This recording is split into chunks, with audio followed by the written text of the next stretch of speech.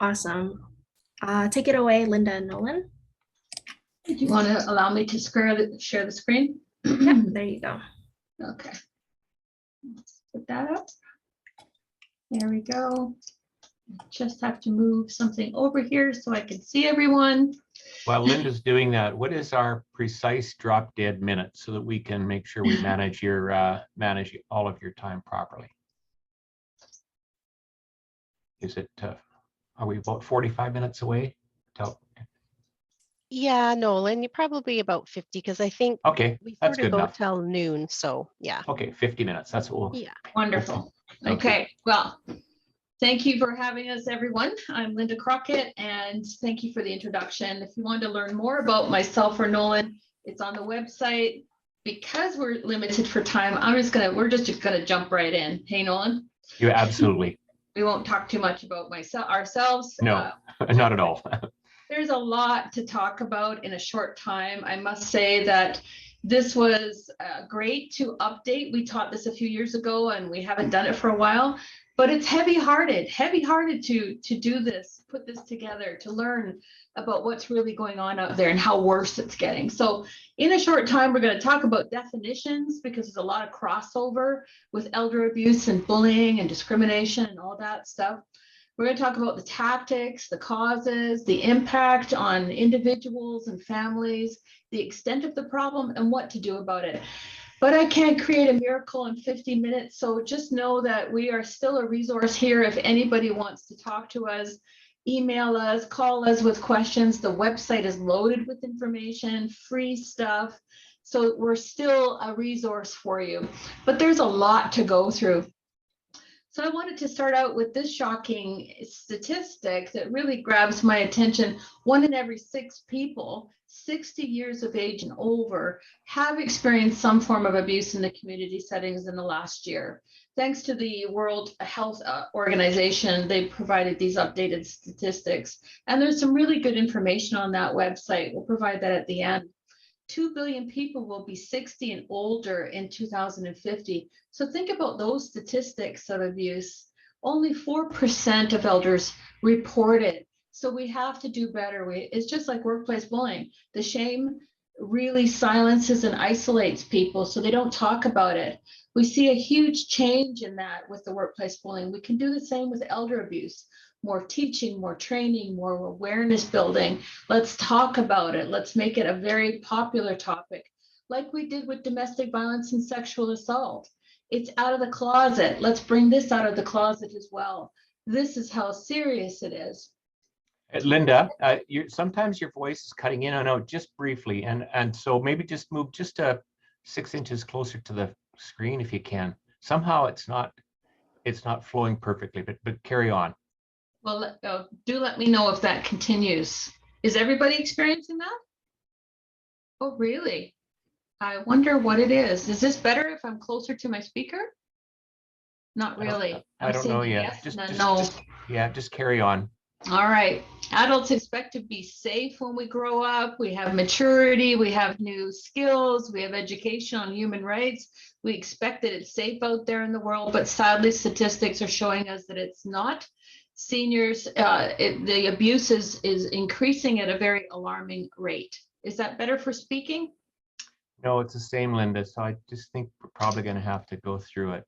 I don't know what's going on. I hope the recording is turning out better. It's behaving like a connection issue, but I think. I've never had these problems, honest to goodness. I've taught thousands from this room. Let me know if it gets worse. Okay.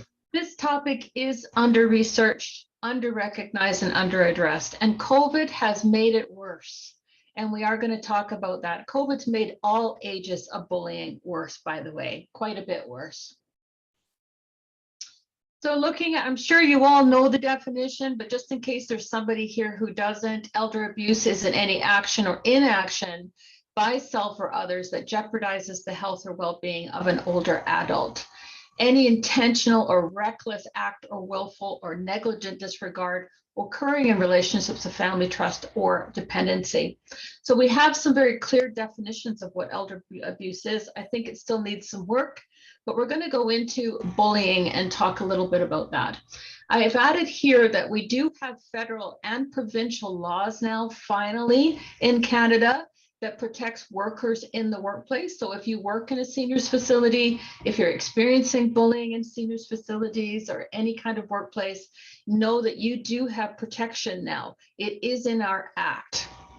I did add the word, every Canadian has the right to live and work in a healthy, respectful, safe environment. I added that word in there, but we do have that right and we do have protection.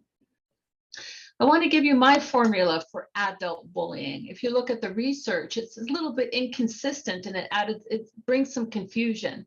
So I've got a very simple definition that helps us understand the difference between abrasiveness, incivility, rudeness, meanness, and sarcasm, all that stuff. So harassment, discrimination, and racism can be a one-time incident, absolutely. But psychological harassment, which is bullying, psychological violence, psychological harassment is bullying. It occurs over a period of time. It's never a one-time incident, okay? It could be rudeness, could be meanness, but it's never a one-time incident. So to define it as bullying, it occurs over a period of time. Research will consistently say 6 months or more. But I will tell you, I'm seeing very, very valid cases of 3 months or more. So I suggest that you use that period of time. A variety of circumstances, a variety of negative actions, a variety of negative words, negative behaviors that occur over a period of 3 months or more with some form of intent to cause some form of harm. Now, I say that way because an awful lot of people are not consciously intending, not consciously aware. There is an intent to cause some form of harm. And that's why it's so important that people who teach on this, address this, are very well versed in this area. Some form of intention. Now, some people have gotten away with it for so long. They have gotten even rewarded for some of these behaviors, maybe promoted in a job, maybe they get popular in the community, that they just continue on and they lose that connection to that moral gauge that we all have that says you can't behave that way. They just keep doing it and getting away with it. So that's why I say they lose that consciousness about it. Some people are very well intended, especially if we're talking about narcissists, psychopaths, or sociopaths. So that's why we need some real good training here on to define that. Some form of harm. We're talking about humiliation, embarrassment, degradation, diminishing people, psychological injuries, including depression, anxiety, and we're going to talk more about that as I go on. Bullying is an abuse of power. Power comes in many forms. It occurs behind closed doors, and it's very difficult to prove because most people are not talking about it, which is a form of enabling. So we're going to talk about that as well. It is complex and it requires trauma-informed skills to address it. It doesn't mean you need a degree or a certificate in trauma, but it does mean you need some awareness in trauma related to this. It's a psychological hazard, so you need to understand psychological injuries to some degree. Some of the tactics you'll be very familiar with. It's those gossip, the embarrassing, picking on people, picking on some of their characteristics, their traits. Maybe they walk with a limp or they talk with a lisp, making fun of them, the way they dress, the way they wear their hair, the sound of their voice, the texture of their skin. People are making fun, unjustified criticisms, but pretending to be their friend. Nobody likes you here, but I thought I'd tell you because I really like you. That leaves people feeling very unsafe, very psychologically unsafe. Verbal aggression, yelling at people, slamming doors in their faces, coming up to them and calling them names like that. Breaking their confidence and even sharing personal information that they might have confided you in about their family or their health, and then going around and sharing gossip about that. So all of these are a lot of examples, but there's far more. We just can't cover them all in this page. This gives you a little bit of a visual cartoon about what it feels like, what it looks like. But what if there's no family to step in and help that bullied senior? What does that person do then? What if the caregivers or the contract resources don't listen? don't believe them, or even don't know what to do about it. This is what's happening in these cases. What if they're too ashamed to talk about it? That means it continues. That means they start to isolate. That means they start to become depressed and other symptoms show up, even suicidal ideation. What if he or she is so physically dependent, they can't leave the situation and there's just no safety? So awareness is incredibly important, talking about it, training about it, and making sure you have a handout with resources where they can phone for help or how to even talk about it. Some people don't even have the language to use. And that's why we need to talk to our seniors. We need to talk to our families. We need to talk to our staff and give them that language and awareness about this kind of abuse. Unintentional enabling, unintentional errors, it adds injury, but it is unintentional. It's just because the awareness and the knowledge is not there. But we can prevent that. We can prevent that by giving them sufficient training. We can give that by building the awareness and having current policies and procedures that includes prevention, intervention, and repair options. So that's, any questions so far? Are we good? I can only see half of you or a quarter of you, so I guess you can put that in the chat line. So let's start with a quick poll. Cindy, do you want to put that in there? I don't know how that works. Yeah, I've launched it right now. I think Awesome. people are answering. So will I see the results when they come up? Yeah. Good. I'll be able to share that. Wonderful. I'm glad you know Linda, what you're doing. Linda, when we're done this polling, why don't I take the slides for a few minutes and then just see, I think it's a microphone connection, or there appears to be a microphone issue. I don't know if it's a computer connection. That's how it's coming across. It's not serious, but it's distracting, I think, to most people probably. So I would have to cut out and go into my computer to do that. Yeah. Well, it seems okay. It's about 50% of the time high and 50% of the time low. So anyway, when the poll is done, I can take it for a few minutes. Okay. Well, I'd rather not cut out, like I'd have to go out and sign back in, and I'd rather not. I'd rather just keep going because Yeah, we're okay. short for time. Yeah. Sorry obviously. about the distraction. I hope you can hear. I'm not sure. It's all right. Oh yeah, it's yeah. Go ahead. So this does not surprise me one bit. This is 97. I can't see that without my glasses. What does that say? 91 or 91%. Now, I've been teaching this class on various different age levels for 10 years now, and that is consistent. Actually, it's usually higher, 98 to 100%.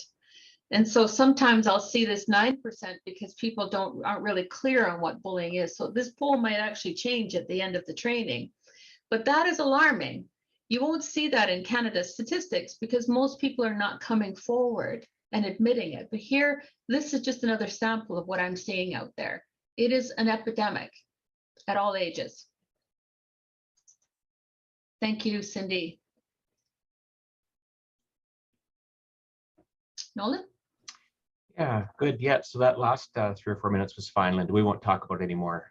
It's all fine. So many of you, of course, do have some stories that might be related to children or grandchildren, or you might have heard of some stories that have come in the news, or you might hear various aspects. Linda has covered it extremely well to be able to kind of set the stage for this. We're going to talk a little bit about some of the specifics and some of the examples that we have learned and experienced.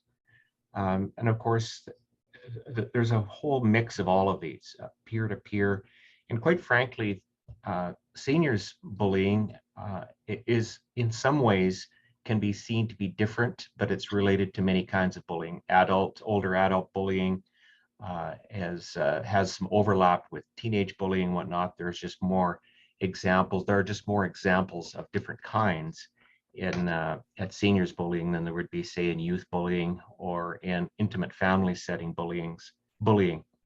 But it's really about the vulnerability of seniors, and vulnerability, whether it be, we hear stories of, and you may know of, robberies, of strangers coming door to door in an apartment building, etc. So there are many examples like that take us deeper into that conversation. Thank you, Linda. Next slide. So the whole issue of body language is a story all by itself. I teach a course on communication at the University of Alberta, and we dive into body language relative to bullying, relative to discounting, all kinds of things. Just very briefly, I was hired by a municipality 2 years ago to work on a bullying issue within their organization, and it was two co-workers who in the same meeting would guaranteed they would turn their backs on each other. One was an older, near retiring person, and the other one was younger. And whenever one was speaking in a meeting, the other one would swivel her chair back to back. And similarly, when the other one was speaking, it was just an example of bullying and body language being used because it is as powerful, and in some cases more powerful than words. So we have all kinds of examples that we use. We use body language in our normal day-to-day communication because we need to, and it's part of just the way we communicate with each other. However, when it's used to humiliate, to discount, to bully, it has that effect of eventually gaining power or losing power, whatever that may be. Next slide. So ultimately, we're trying to, when it comes to bullying, we're really trying to wear people down over time. And these are some examples that, the whole issue of gaslighting is an issue of trying to eventually casting self-doubt. Everyone else is wrong, or everyone else is to blame, may ultimately say, well, gee, maybe it's me that's the problem. And so ultimately people will accept their own weakness, their own area of instability as being their problem, because someone else has actually made them feel like it's their problem. So the whole issue of someone being charming one moment and rageful or bitter the next, the person that's on the receiving end of that rage may say, well, gee, maybe this is my fault. I better go look at myself in the mirror. And then so there are so many examples of this where we just wear people down over time with all of the above, and maybe even other examples. Thanks. Next slide. Now, what is not bullying? So a simple outburst, if somebody is upset at something, that is not bullying, because it's not, as Linda has described, it's not repeated over a period of time where it's intended to be harmful. It may be harmful in its moment, but it's not seen as the definition of bullying. As an example, if I just yell at somebody for something, and that isn't, maybe that's out of character or it's not regular, that can be just seen as a loss of emotional control. Similarly, in a life crisis, if there would not be necessarily a link to bullying if you know that there's some emotional stress associated with it. So it needs to be persistent, and Linda has described that extremely well, where if it's consistent and if it's persistent over a period of time, it's bullying. If it's a little bit more one-off, it's not defined as bullying. Go ahead. Can I Next just say slide. something to Yeah, that, of Nolan? course. Yes. I want to say to the fact that we're all going to suffer some sort of crisis in our lives. We're all going to suffer a loss. We know that's guaranteed. We're going to lose somebody someday. We already have, probably. And we know that we're out of character for several weeks, months, some of us for years. But this isn't a reason that we could go and harm other people, but it certainly helps us understand that we need to take care of ourselves, see a grief counselor, join a grief support group, and understand that we're out of character. It doesn't mean we're targeting anybody. It might mean that divorce, we're going through some anger. It might mean we're going through some financial distress. We're out of character for a while. It doesn't mean we're bullies, but it does mean we need some support. Yeah, thank you. Good comment, Linda. Next slide. So, bullying can be observed in all kinds of settings. or experienced in all kinds of settings, of course. Now, I realize the majority of you are not in the world of say, lodges or seniors living facilities, but the concepts the concepts are the same. And Linda and I will have, in a couple slides, maybe have a couple anecdotal stories, but this is really about, in this particular slide, is really about seniors bullying seniors. And so this could be at the community hall. This could be at where seniors, at the seniors facility, where people go to play cards or play bingo, and where there is a demand on an ongoing basis from one senior over another that is seen and known to be with its intentional behavior to have an influence of bullying someone else. So it can be cliques, as described on the right hand side of this screen. It's some cliquish behavior where 4 or 5 or 6 people are regularly together as elderly individuals in a congregate setting, and they bully one person because there's that gang mentality, that groupthink mentality that can exist and does exist in seniors in congregate settings, meals and whatnot. Again, I have another couple examples a little bit later. And another Next, word for yeah. this, another word for this cliquish behavior that you'll see in the research is mobbing. So if there's gang mentality, it's bullying with a gang mentality, 2 or more people doing this cliquish behavior. So. Yeah, you bet, absolutely. Yeah. And now the whole issue of why is, in some ways, it's not easily understood. We have, what Linda just described, this mob mentality, this sense of belonging with a group. So if I have some common things that can go on with someone else, then I start to look at it and say, well, Bob and Dick and Jane and Jill are on side with us, belittling someone else. So there's a little bit of that mob mentality and this sense of belonging. I belong to a group. But there are many other aspects of why. It's all of everything from everything from dementia to Alzheimer's to, and it could be the gathering of money, over a period of time, someone who is getting money from their older adult or their older grandparent. As Linda has described, it could be many aspects: the way someone speaks, where they're from, their mastery of the language that's being used, and in many cases in Alberta, it'll be the mastery of the English language. So someone may not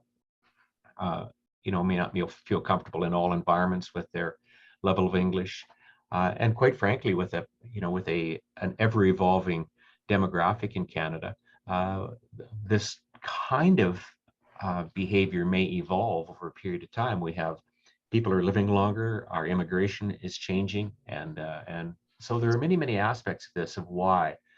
But ultimately, it's someone being vulnerable due to some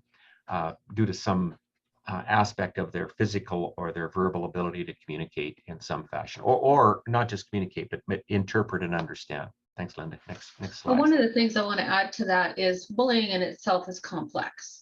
And with every individual that's involved, it adds more complexity. So if you've got 2 people, 4 people, 10 people involved, that's 10 stories that you have to understand. And some of these lists right here, I've listed some complexities that add more complexity to all those layers. What if 2 people have a mental health issue that they've had all their lives? Add that in. What if there's a physical health issue? What if there's a hearing issue? All these things matter. They matter in how you're going to resolve it. So it just adds all that complexity to an already complex situation. Yeah, thank you, Linda. So just a couple anecdotal examples that I learned in the last several years. I was invited to help out with by Linda in a couple lodges in Alberta, and here were the examples that some of the seniors explained to me at the lodges. There was ganging up so that one person in a wheelchair had to eat last all the time in the cafeteria for whatever reason. There was an example where a group of people always wanted to sit at the same window and look at the weather, and they wouldn't let other seniors sit at that same table in the dining room because they wanted to have more access to the outside. There was another example where a group of seniors wouldn't let this was a group of senior women. They wouldn't let any men join their table to talk. And it was this one particular man always felt that he really wanted to sit and learn more and experience. And Linda and I worked with 4 communities in Northwest Territories up in Inuvik a couple of years ago. And the cultures and the environment and the situation was entirely different there because just of the nature of the just because of the nature of the demographics, because the nature of the culture. And so, I won't go into the examples, but they really spoke a lot about lateral violence. Lateral violence meaning peer-to-peer, very much peer-to-peer, lateral. And they termed it lateral violence. And you may hear that term. And in fact, I don't even think that they like to use the word bullying. They like to use the word lateral violence. So Linda, how about I turn it back to you and you can take it from here. And thank you for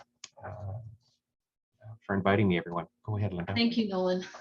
One of the examples that I can share with you is a fellow who shares with me. He has hearing aids in, and some of the people that need to wear hearing aids won't wear them, and some of them do. But they're coming together to a friendship center to watch movies as a social event. And 2 of the seniors hide the remote control so that they can control the volume and they can control what is seen and what do they watch. And then they giggle about it and talk about it and make fun of people because they get upset about it. It's just taking advantage of, they hide the remote, they take advantage of the fact that they can hear, some people can't, and they just make it really a difficult experience. This happens every time for movie time. So that's a good example of abuse of power. I want to talk about how COVID has made it worse. Doesn't matter what age, workplace and seniors bullying, it's worse. All those risk factors that you see listed there have been completely heightened. People are more stressed, they're feeling more pressure, which means they're more exhausted. People have this uncertainty of safety, of what's right and what's wrong and what's true and what's not. Everybody's opinions fighting. This confusion, this loss of safety just from going to the store, added into the pressure that you're feeling in your life every day, the added loneliness, the segregation, the isolation, all of these are risk factors for bullying in a normal world. Now add COVID and multiply that. The conflicts, the disagreements, the arguments, the fear, the heightened anxiety and panic attacks, heightened cases of mental illness. And even your caregivers are feeling that. And we therapists are feeling that because there's so many cases that our people are suffering. Depression, PTSD, grief, such grief because we can't be with our grandchildren or we can't be with our adult children. There's a lot more heightened risk factors because of these issues. More illness, you're in line for surgery, you can't have it, fear there, all of that, the suffering is heightened. So the risk factors for bullying is quite high. People who used to bully are finding new ways to bully, and people who didn't bully are now bullying, and they're getting easily recruited into those groups to bully other people. Just talking a little bit, there's a lot on this page, I know that, so I'm not going to read that, but I just want to, you can read it after, but there's a difference, there's some differences, but there's crossover. So elder abuse, very clearly, adult child takes grandpa's food away from him until he gives him his opiate medication. That's clear elder abuse. Stealing their money is clear elder abuse. Bullying, though, grandpa refuses to leave the home because the neighbor is yelling and screaming at him, making fun at him. So he's starting to isolate. This is consistent over a period of time with intent to harm. Remember that definition.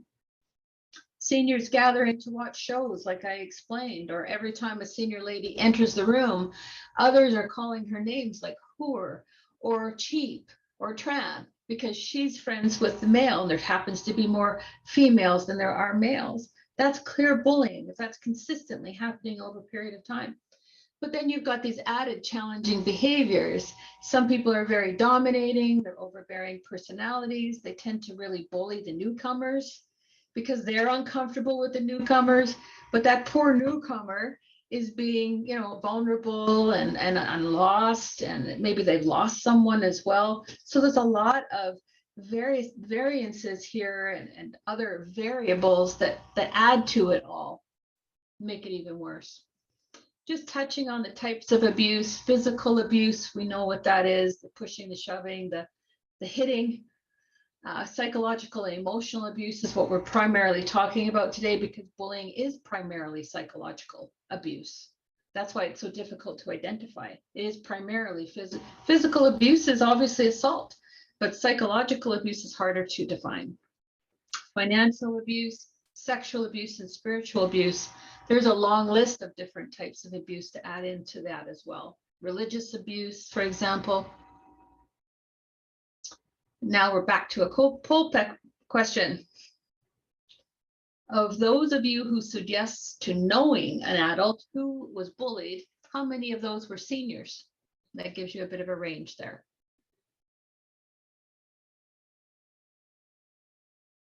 We'll just take a few minutes for your answers.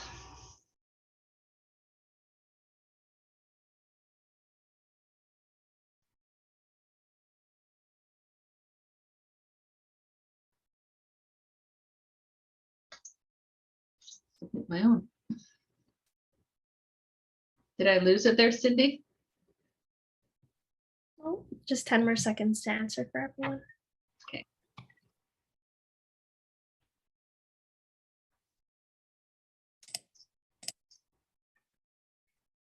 So 1 to 5 primarily have witnessed or are aware of someone who's being bullied, and 5 to 10, and some say more, 20%. So that gives us an alarming number, does it not? And as we saw from the beginning statistic, this is going to be growing quickly if we don't start intervening now. Oops. Oops.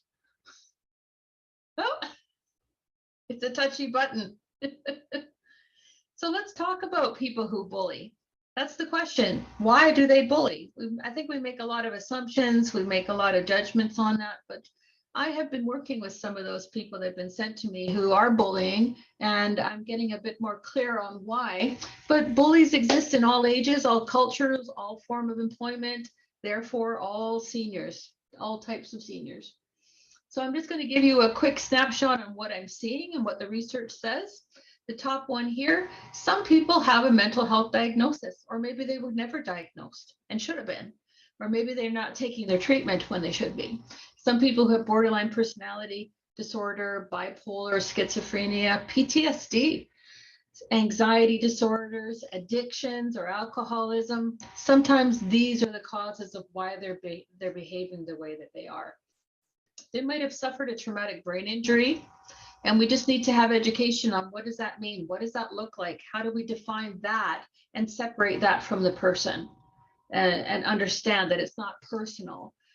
They might have early onset dementia, Alzheimer's, or other conditions, including even chronic pain that makes them behave with these harmful behaviors.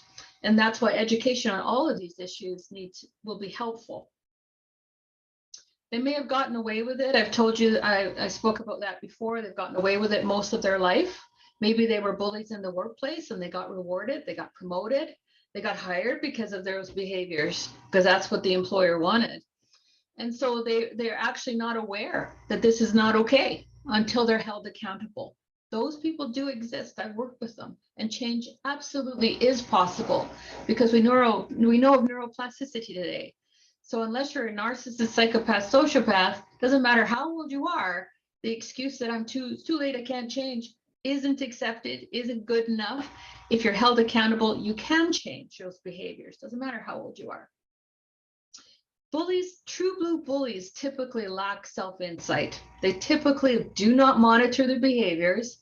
They typically do not have emotional regulation because they don't have self-insight. And they typically lack emotional intelligence. Let's face it, happy people do not bully. Confident, competent people do not bully. So we've got some serious insecurities here, lack of skill, lack of self-insight. And that is something we can change, right?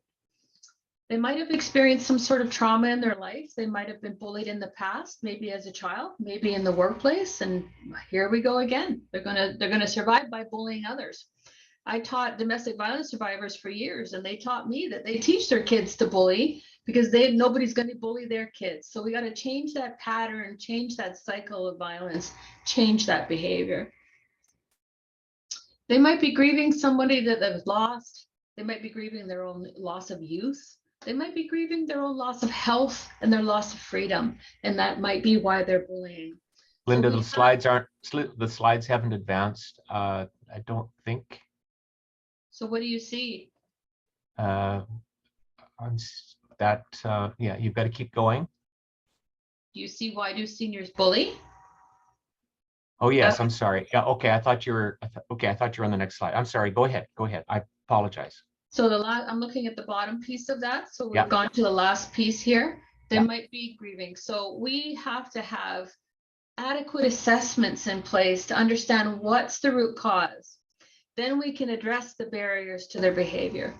And yes, people can change. We can give them support. We can give them some stuff to help them. I've seen it happen. As I said before, people who are hurting hurt other people. People who are oppressed oppress other people. We just have to help people understand why they're doing what they're doing. And it's never too late for that. So some of those barriers to reporting abuse, so if you're a witness of it or you're going through it, some of those barriers that stop you are the fact that you've seen maybe in the past reporting it doesn't work, that it's failed, that nobody's listening or nobody understands what to do about it. Some of those barriers are very valid because sometimes people don't know what to do about it or they don't handle it right. Sometimes people don't report because they've been bullied before and they sure don't want to be bullied again. That's valid. Sometimes people don't report because they're overwhelmed already with maybe their health issues or family issues that are going on. That's valid. So what we need to do is put that validation in place and help them get through that anyway, because at the end of the day, they need to do the right thing. They need to report abuse is happening or it won't stop. Silence is a form of enabling. It's not a consciously intent that we want to enable anybody, but if we don't do anything about it, it's enabling the abuser to continue. So talk to someone. Reach out for help, whether you're a witness or whether you're someone who's being harmed, a safe source out there. And we have many safe sources available for you.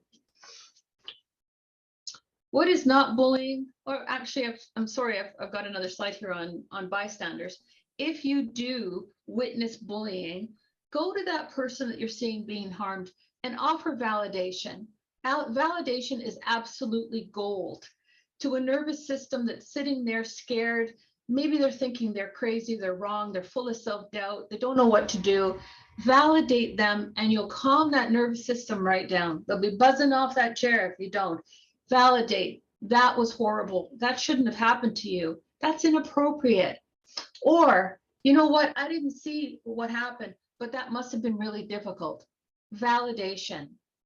This shouldn't be happening to you. There's support available. Let's look at the policies. Let's look at the resources. Let's look at the law and help them out that way. I'm going to talk about more about what people should do if they're witnessing as well. But right now we're going to talk about what is not bullying. People tend to disagree. People tend to have varying opinions. That's not bullying, unless you start targeting each other for months at a time. But it's okay to have conflicting opinions. It's okay to have that. And if I would encourage it, because it brings out more creativity and opens people's awareness. But if you're closed-minded or rigid, this could be very difficult. Direct communication, corrective feedback, mutually teasing, that's not bullying. But let's face it, for example, if Tony and I were great buddies and we were constantly teasing each other and we could call each other's names and push the border and really be inappropriate, but we really liked each other, that's not bullying. That's fine as long as we're not harming each other and we're not harming anybody around us either. If anybody around us is uncomfortable with that, then we need to stop the teasing or correct it. But what if, I can't see, Sue and I didn't like each other? What if Sue and I we were not friends, but we were teasing each other? That's completely different than Tony and I teasing each other. And we can't play dumb on that. Tony and I like each other, Stu and I don't. That's a completely different form of abusing, of teasing, and that's inappropriate, right? And everybody around us would feel that difference. So the impact of bullying is quite serious, and I don't think people realize how serious. So I'm going to touch on that. I think the first thing we all do is we stop sleeping well. We lay in our beds at night because we got peace and quiet, and we start thinking about what happened? What was that? And we start worrying about, is that going to happen tomorrow? When's it going to happen next? How am I going to fix this? How am I going to prevent this? So now we're not sleeping. We're either not getting to sleep till 3 a.m. or we're waking up at 3 a.m. and we're starting to ruminate about it. And if you're not sleeping, the next day you're tired.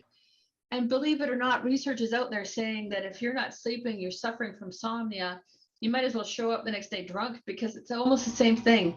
Hand-eye coordination, decision-making, thinking processes is all altered if you're not sleeping well. So that's why anxiety shows up. Anxiety shows up, and if that's not addressed, panic attacks happen. And if these things happen, now you're isolating because you feel vulnerable. You don't feel strong anymore.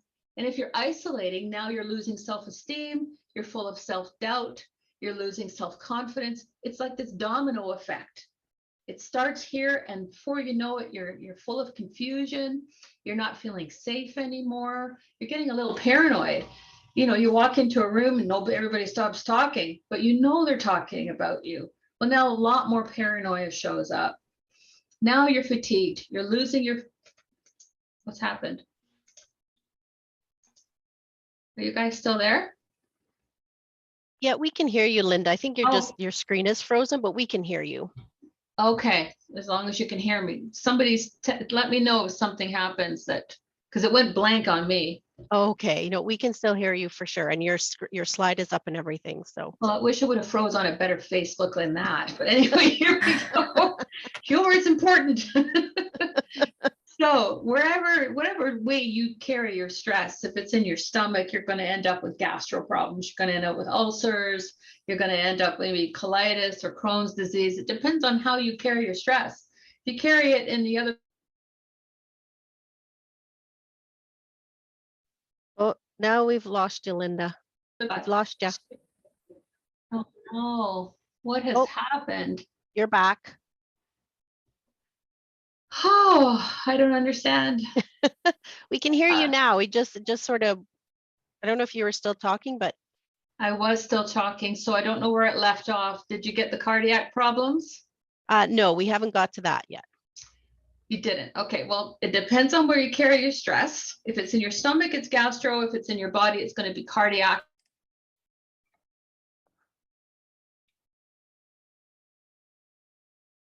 Actually, it's attacking your immune system. The stress is attacking your immune system, which means you're going to catch colds and flus and viruses and have all kinds of problems. And before you know it, it becomes a disease. So we have to intercept. We have to intervene before it becomes a disease. You can still hear me, everybody? Yes, you briefly left us, but you're back. Yeah, just a suggestion, Linda. I have the Yeah. slides on my end, so I can share the screen. Maybe it can free up some bandwidth on your end. Hopefully it'll be Sure. smoother. Yeah, Linda, while she's doing that, we have about 5 or 6 minutes left. So you're doing fine. It's just I think there is a little bit of a bandwidth issue there, but Cindy, well, not normally for me, so I don't know what's going on unless there's a problem in my area. Yeah, no worries. I have the slide up now, so just let me know if you want me to go to the next slide or whatnot. And hopefully that helps.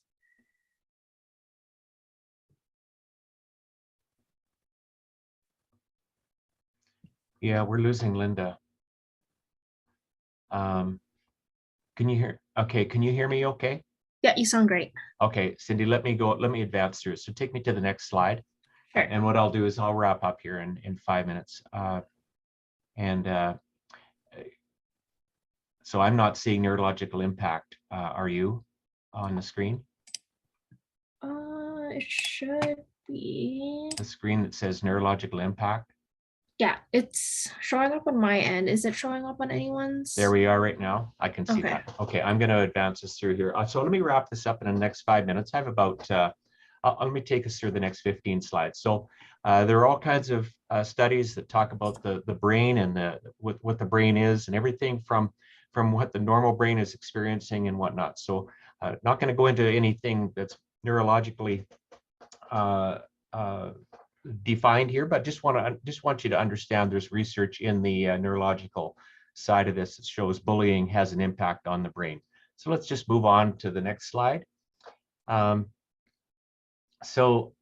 take this poll question. If you've witnessed or experienced adult bullying, did you report it? So this is about you. So let's just do a quick poll here on this one.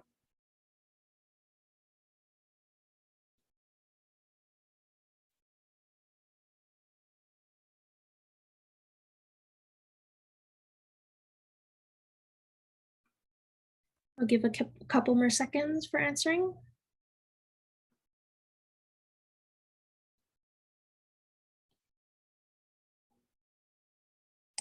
Okay, sharing results. Oh, there you go. So I'm not sure how many total answered that, but 50% of us yes, and 50% no, round numbers. So just gives you an indication that even in our own lives, and most of us on this call are not seniors, but we are adults. So adult bullying, and I've personally experienced it even as an older adult. So thank you for sharing that. Just all this data starts to give us some indication. The next slide is really about in the last few slides is what can I do? Next slide. We have legal rights. There are all kinds of systems. The fact that you folks are learning about it is a good example. So learning what your rights are. There are guidelines out there. There's case law that's starting to take foothold. There's an example in Prince Edward Island where it was deemed that someone experienced a heart attack as associated with bullying at work. So it even has all of these kinds of things. We have the rights to be informed, etc. Psychological safety at work is now implemented in the legislation, and I think in about 2016 in Alberta. So we have some more. Our legal rights are deepening. Next slide. We have an obligation to prevent and intervene, and it's that kind of assessment and prevention that we have an obligation to do. So you're learning about it, and I won't go through that. Those slides will be certainly available for all of you. But we must establish what the guidelines are, some policies. You have a possible influence on policy development. Next slide. Perhaps putting in place a policy in your organization or those who you influence. So there might be a policy. I do know in one organization there is now a policy on whistleblowing that they didn't have several years ago. Whistleblowing policies are becoming more prevalent. So those are just some examples. So you are in a position of policy development and policy implementation. And perhaps maybe you can influence policies in your organization, in government, in your not-for-profit societies, in your private sectors, etc. Next slide. Lots of different kinds of steps, but it's the first step is to really provide the support for those that are harmed. So we're not talking about legislation just yet, but making sure there's intimate support. Someone has been bullied and it's causing trauma. Because as we know, bullying can turn into some pretty dire consequences, not just about losing money out of your bank account, but it can turn into depression and even worse. So take all the steps to learn and help those who have been helped learn all of the rights that you have. And the next step, next slide, please. In every situation is unique, but it really comes down to making sure that there's a good record keeping. So you can learn all the front end steps, but the back end steps, we have a responsibility and obligation to record, to assess, address, especially as leaders in an organization, recording it, defining it, etc. Next slide.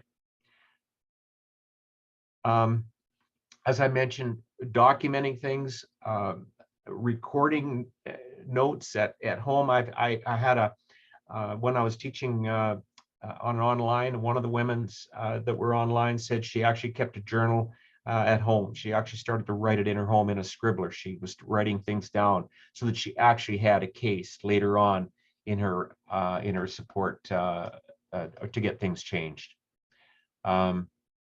So let's go ahead, next slide. And I think I'm just going to wrap it up here. We've just basically, there are some books here to read, and I'm just wrapping up with a couple. I realize we're a little bit out of time but there's some books here. There are all kinds of, and YouTube videos galore these days. I have watched hours of YouTube videos, some great YouTube videos on bullying and adult to adult bullying, on lateral violence. And so if you're a book reader, there are some examples. Next slide. If you need any assistance, feel free to reach out to Linda, and Linda and I can help out. We're prepared to come face to face and deal with either training of staff or facilitating. I've done facilitating. Linda's done tremendous amount of facilitating and leading and helping others, one-to-one counseling, etc. I've personally worked with a psychologist to be able to help out one particular issue. But all kinds of steps. Next slide. There's the Institute that has everything from, and as Linda has shared, everything from doing conference to training to orientation package to policy development, conference presentations, etc. Next slide. So with that, Cindy, I'm going to turn this back to you. It's 11:31, and I realize that the flow of this was not exactly perfect, but Linda and I had kind of this backup coverage, and look, I don't know if she's been able to sign back in yet, but certainly I'm going to say this, whether she's online or whether she's not online, Linda is an absolute expert in this topic across Canada. And the work that she's done on research, she just oozes knowledge, and her and I have teamed up on several situations to deal with training, on-site facilitation, and we're certainly happy to help. So with that, Cindy, that is the presentation. I believe what you've got, Cindy, is the slide deck, if anybody wishes to take a little bit of a deeper dive. So let me turn it back over to you, and we'll take it from here. I don't know, Linda, were you able to get back in? No? Okay. Go ahead, Cindy. I can handle most of what's here. Thanks, Nolan. I'll actually turn it to Amanda. Okay, thank you, Amanda. Go ahead. Hi, well, thank you very much. I see Linda is on, but I did email her to say if she could get back on the just by calling in. And I think there is, when she registered, there should have been. So I don't know if Linda can hear. I know she's having some technical issues, so we thought that maybe she could phone in if she wants to, you know, kind of wrap it up. But thank you very much. Lots of information. Wow. Lots of resources. It's great.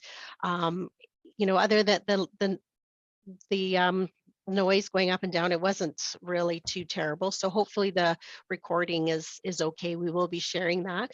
I will ask Chantel if there are any questions in the chat. Also, you're welcome to unmute and ask any questions. Oh, I just got an email from Linda. Let's see, I will, but oh, she is hearing us and seeing us. She just can't talk to us. So Cindy, can you just put in the chat if there's a phone number that Linda can call in? Yeah, I'll try to search it up. Yeah. Thank you so much. Yeah, thank you, anyways, Amanda. Yeah, thank you for that. So I will just, I see Chantel, but yeah, is there any questions, Chantel? There isn't currently. So if anyone has anything, please feel free to either unmute yourself and ask the question, or you can also feel free to type it in the chat box. Thank you. While people are thinking about it, I really liked just near the end there, Nolan, when you were talking about the writing it down. And I just thought that was really great thought, because oftentimes people, they do think that it's in their mind, that it's something they've done, or but it really helps to even focus, so that you have, when people are saying, oh, you're crazy, or you don't, that didn't happen, or whatever, it's almost like a validation that you are, that yes, it is happening, and you can go back to your notes. And also, if it's really, really serious, then you've got that kind of as a timeline as well, right? So I don't know if you Yeah. can expand on that, but I just thought that was such a Yeah, great I thought. sure will. I'm going to give you a real example. This is a real example that I won't name names nor the location, but I was asked to come to an organization to interview two what they were actually titled as whistleblowers. That was within their policy. The board of directors asked me to come and interview the two whistleblowers. They had co-signed a letter, and so I was given the okay to interview as many as I could. I interviewed two, turned into four. At the end of the interviews, I think I ended up interviewing 22 people, and those 22, some of them had real significant notes. But here's what happened: was one of the people I interviewed was a woman who was a receptionist. She had a job to make sure that she was the front-facing person, but one of the managers in the organization would come behind her and intimidate her in different ways. She actually told me that she was recording things on her, kind of in a little bit of a diary beside her. In addition to that, she said she actually wore an alarm buzzer under her shirt at work in case this guy came around. So she had a record and a way out. You say, isn't that shocking? Now that wasn't seniors. These were two 50 to 55-year-old adults. Don't know what the history was there exactly between the two of them, but it didn't matter. She was fearing. She was fearful of this man. And long story short, the organization ended up doing 3 terminations. And I won't go into it any further than that. But that's just an example of what can happen in the workplace. And so it can happen at lodges, it can happen with seniors, it can happen with adults, and as we know, it can get worse. But in particular, this woman recorded in her diary exactly what she was experiencing, when she was experiencing, in case something came along where she was going to lose her job, because this guy had power over her because he was the manager, and she might have been she was going to be fearful for her job or getting fired. So thank you for the question. Anything else, Amanda? Hi. Oh, that's a great question. So Susan sent me a direct, Hello. question, but someone sent me a direct question that says, how much does a person positioned in sibling order contribute to how and who they bully? I don't know if I've seen any data on that. Maybe if whoever's in control, if you can actually mute Linda. I think it's her. Just mute her. Who's in control? No, it's not. I am. No, okay. But anyway, I think, I don't know if there's any data on that, whoever asked that question, of a person's position in the sibling order to contribute. So, does an older brother more often bully the next in line, et cetera, et cetera. I will tell you this, that I remember my younger sister. This was when I was like 8 or 9 years old. My younger sister stuttered, and I remember always thinking I had control over her because she couldn't fight back, and that was the evil side of me that would come out as an older brother, right? Older brother, younger sister. But I don't know if that would persist throughout life. I think it depends how you condition yourself as you get older, what training you've had, etc. Thanks for the question. Hi, Linda. Are you able to talk now? I just want to see if everybody can hear you. How's that? How's that sounding? There you go, Linda. Perfect. We can hear you. I just want to apologize. I've never had this happen to me in all these years that I've been doing this. I don't know what went wrong. but I was getting kicked out, kicked back on, and I could see some of you here sometimes. I've missed quite a bit. Thanks, Nolan, for taking over. I wish we could do a redo on this. I apologize. Linda, Any it's all questions? good. You did awesome. You did awesome. Any questions that I missed? Tony, you have your hand up, Tony. Go ahead, please. Hi. Yes, I'm just interested to know, because my view is that if it's anything to do with a business where people are being bullied, that it's very much about who the leader is, as to whether they'll accept sort of grievances or complaints. And if you have a leader that doesn't do that, how do people who are being bullied or harassed in some way, what's the options open to them? Yeah, that's a very good question, If I Tony, can because its tone is set at the top. Let me answer this first question, and Linda's got something to add. Part of what I think you can have is in place a whistleblowing or policy to fall back on. Go ahead, Linda. Well, unfortunately, I missed the slides that I created on what to do about it. So I'm not really sure how much information got shared. But I would like to respond to the fellow and say, depending on the situation, whether we're talking about a senior in the community, are we talking about a senior who's being bullied by a caregiver or family member? What are we talking about? First, we have to look at who's being bullied, where is it going? What are the options for that person? You're absolutely right when you say, what if it's the leader? Then you need alternate reporting processes in place. If it is a family member, if it is a caregiver, you need alternate resources to speak out. If you really don't know what to do, call me. We'll figure it out with you, and it'll be confidential, it'll be safe. But often it is top down, and often it is a leader that is abusing their power. Yeah. So you have to have options for that. And that's why training, more in-depth training like this short time is just not enough to answer, but there are options available for you. But I think there has to be some fallback that Linda just spoke about. There has to be some fallback on a policy procedure. And I never was a fan of a whistleblowing policy until I've seen it, the need to have it executed. Depending on the size of your organization, private conversations with HR, or outside resources like Linda, anything, use all of those options available to you. Thanks for that question, Tony, and thanks, Linda. Go ahead, Susan, you have your hand up. Yeah, so of course our minds are spinning because that's a lot of information. It's a lot of areas to think about. And of course we all have our own things in our lives, but also what we see. So I'm in an independent seniors housing situation, and I'm privileged to be able to bring programs and different things in. So what I'm stuck on is, okay, tomorrow's Pink Shirt Day. So I'm plastering, stuff up, but I want to also do something to empower people. And I'm thinking, where do I start? How do I, it's independent living. I kind of see inklings of things that go on. So, it's there because it's everywhere.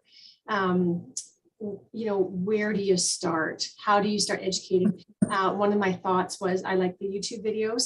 So we can do groups and watch YouTube videos because I've got those kind of group things going. So maybe that's just a good way to start, because some people don't realize, I think a lot of people don't realize they're being bullied when they're being bullied, right? Or that they're bullying. So yeah, and you're already starting. So you're starting change process just by everything that you've just said, and having some conversations, inviting conversations about what is it, the definition that I gave you, sharing that.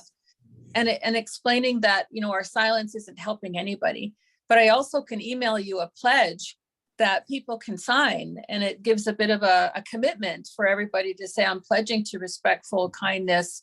If you want to shoot me a quick email, I'll send you that pledge. You can create your own, use mine, copy mine, whatever you like, but you're starting already. Change right? So it's a good beginning. And I want you to know that in October, I do Workplace Bullying Awareness Week, but let's just call it Bullying Awareness Week. And, put up posters in October as well. Email me then, I'll send you our poster. But. Okay, awesome. Thank you, Linda. That's awesome.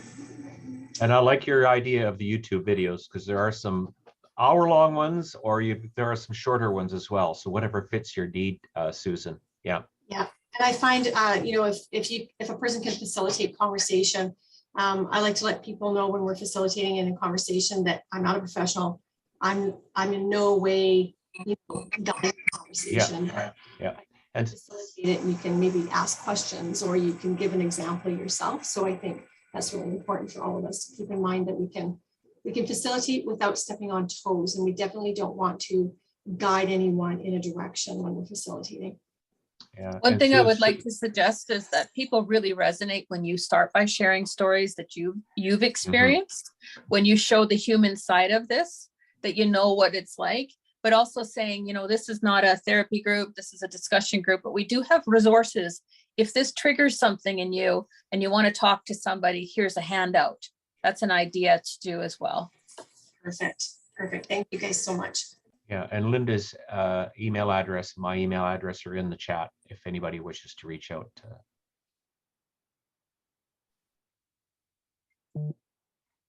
Great, thank you. I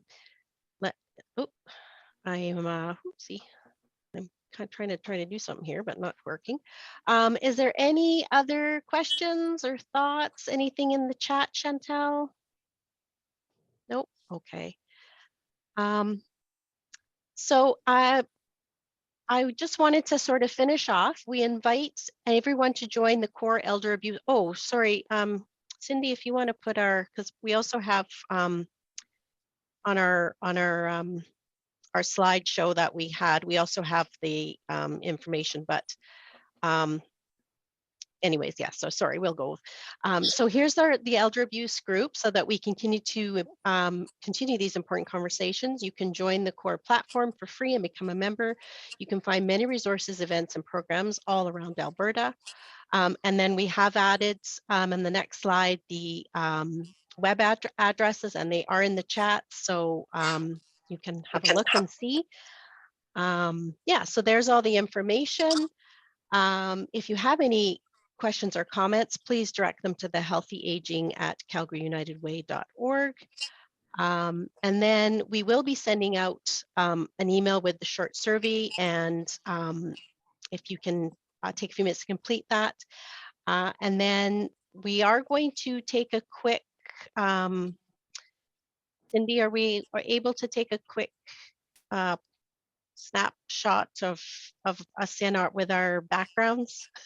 Yeah, for sure. So I would Before invite we you to, I would invite the individuals who would like to be part of the picture to turn on your cameras. I'll take, let's say 3 pictures just in case. Some people might be blinking when I click it. Okay, so just some time for people to turn their cameras on. And did you want to? While Cindy's doing that, I need to share this question, share this comment, because it was Susan and Tony a couple questions. Let me share this that to kind of build on what Linda said about what can you do. We need to get people in a trusting setting so that they'll share their story.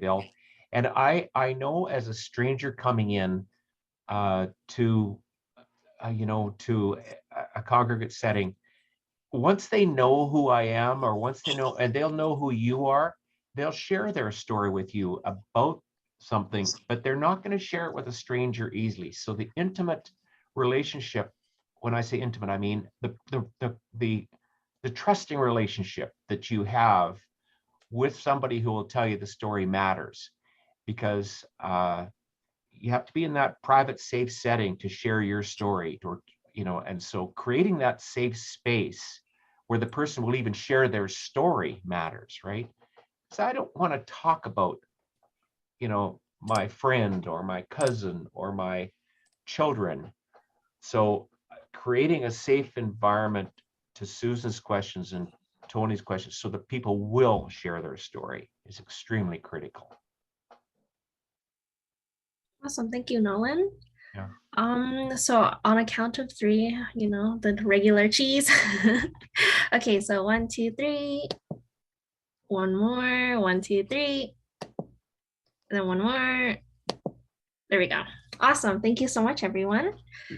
And thank you. oh yeah, go ahead, Amanda. Oh, sorry, I didn't mean to interrupt you. I just again wanted to thank our speakers, Linda and Nolan, for their great presentation and tons of information. And sorry that we couldn't have longer, but I think there was some great stories and questions and really good information as well. So I thank you both for that. And again, you know, the information, you can always just go on the Core Alberta, check out the resources there. If you're not already a member, definitely become a member. We will be putting all of the resources that Linda shared with us. And so that, and they will be, the recording will be available. You'll receive an email, but then it will be uploaded onto that core website. So thank you so much again. And yeah, have a great day, everybody. Thank you. Thanks. Thanks, everybody.